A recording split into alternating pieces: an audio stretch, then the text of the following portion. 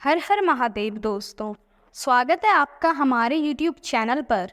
आज की वीडियो में हम सुनेंगे शिव महापुराण श्री उमा संहिता का 30वां अध्याय, सृष्टि रचना कर्म। सूत जी बोले, हे ऋषिगण, इस प्रकार ब्रह्मा जी द्वारा निर्मित सृष्टि का निरंतर प्रसार होने लगा।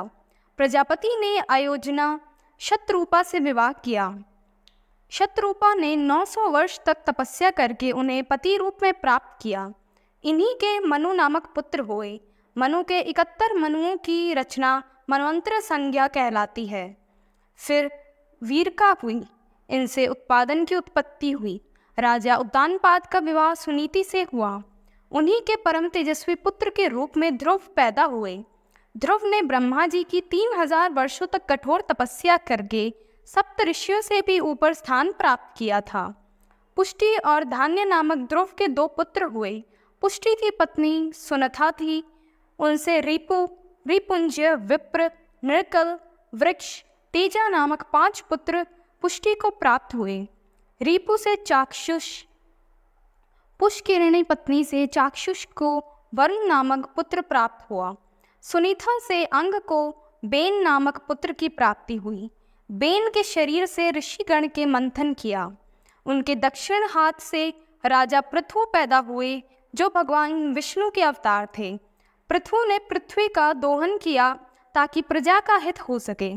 इसके विजाताश्व और हर्ष नामक 2 पुत्र हुए। शिखंडिनी ने वीरवर्णिनी से विवाह किया।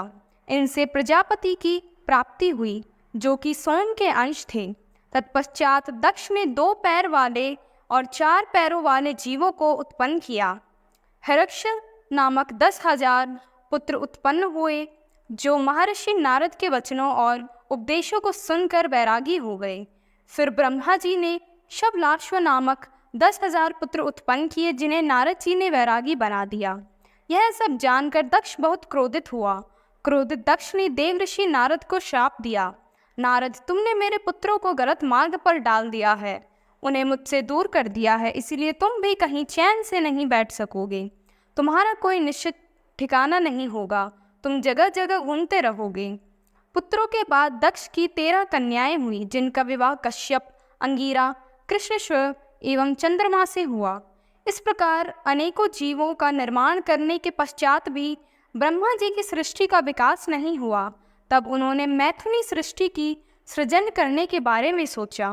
ओम नमः शिवाय।